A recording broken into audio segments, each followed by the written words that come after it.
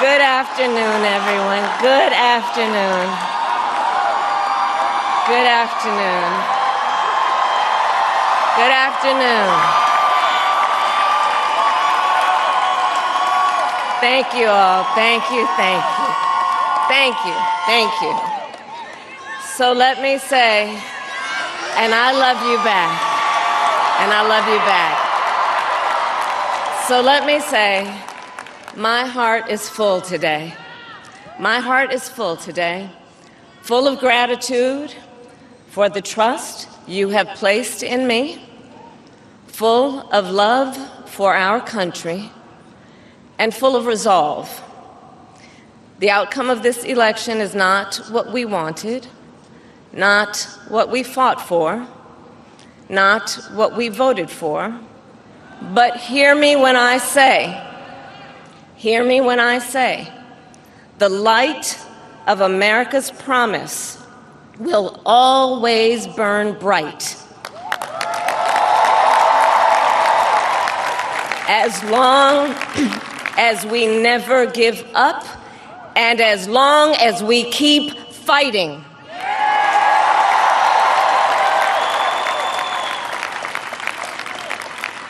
To my beloved Doug and our family, I love you so very much.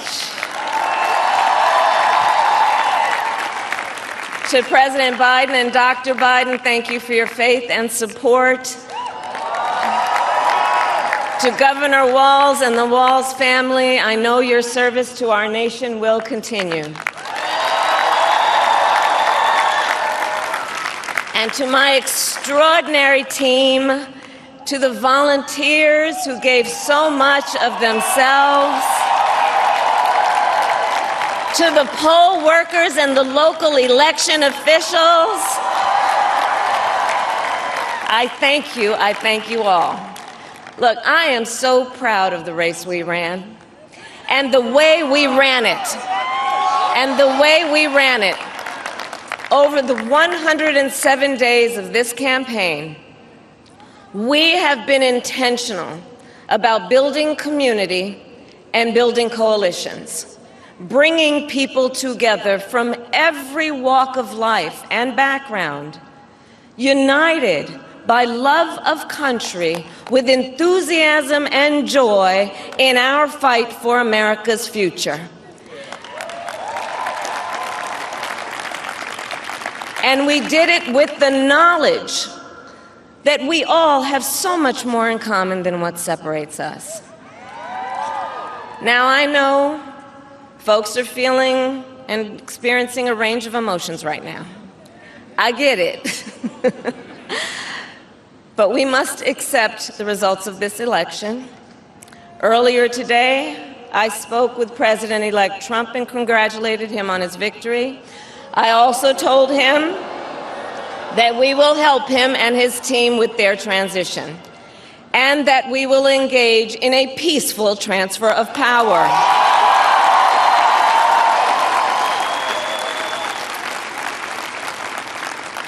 A fundamental principle of American democracy is that when we lose an election, we accept the results. That principle, as much as any other, distinguishes democracy from monarchy or tyranny. And anyone who seeks the public trust must honor it. At the same time, in our nation, we owe loyalty not to a president or a party, but to the Constitution of the United States.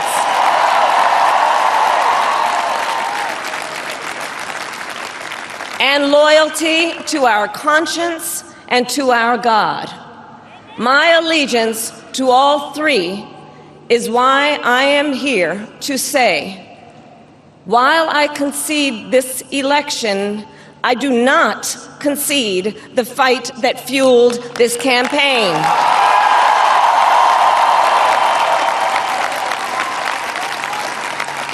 The fight for freedom, for opportunity, for fairness, and the dignity of all people, a fight for the ideals at the heart of our nation, the ideals that reflect America at our best. That is a fight I will never give up.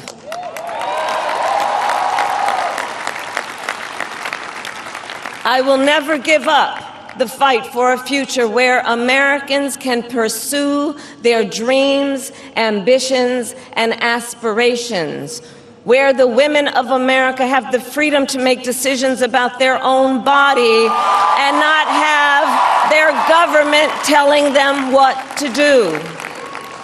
We will never give up the fight to protect our schools and our streets from gun violence. And America, we will never give up the fight for our democracy, for the rule of law, for equal justice, and for the sacred idea that every one of us, no matter who we are or where we start out, has certain fundamental rights and freedoms that must be respected and upheld.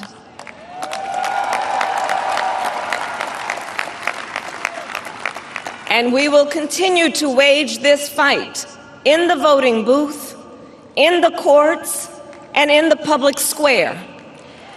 And we will also wage it in quieter ways, in how we live our lives, by treating one another with kindness and respect, by looking in the face of a stranger and seeing a neighbor, by always using our strength to lift people up, to fight for the dignity that all people deserve.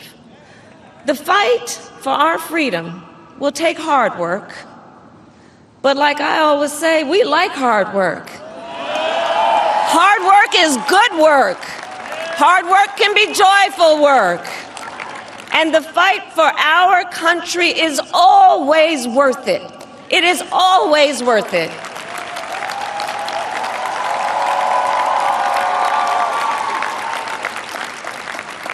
To the young people who are watching, it is... I love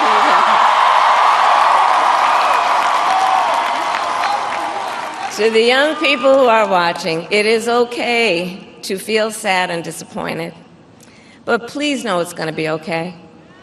On the campaign, I would often say, when we fight, we win. But here's the thing. Sometimes the fight takes a while. That doesn't mean we won't win. That doesn't mean we won't win. The important thing is don't ever give up. Don't ever give up. Don't ever stop trying to make the world a better place. You have power. You have power. And don't you ever listen when anyone tells you something is impossible because it has never been done before.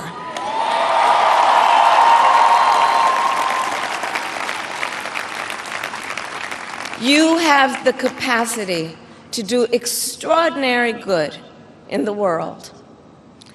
And so to everyone who is watching, do not despair. This is not a time to throw up our hands. This is a time to roll up our sleeves. This is a time to organize, to mobilize, and to stay engaged for the sake of freedom and justice and the future that we all know we can build together. Look, many of you know I started out as a prosecutor, and throughout my career, I saw people at some of the worst times in their lives. People who had suffered great harm and great pain, and yet found within themselves the strength and the courage and the resolve to take the stand, to take a stand, to fight for justice, to fight for themselves, to fight for others. So let their courage be our inspiration. Let their determination be our charge. And I'll close with this. There's an adage an historian once called a law of history, true of every society across the ages. The adage is, only when it is dark enough can you see the stars. I know many people feel like we are entering a dark time, but for the benefit of us all, I hope that is not the case. But here's the thing, America, if it is, let us fill the sky with the light of a brilliant, brilliant billion of stars. The light of optimism, of faith, of truth, and service.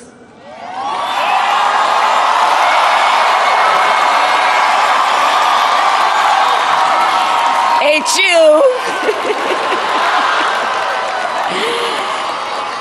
And may that work guide us, even in the face of setbacks, toward the extraordinary promise of the United States of America. I thank you all. May God bless you, and may God bless the United States of America. I thank you all. Thank you.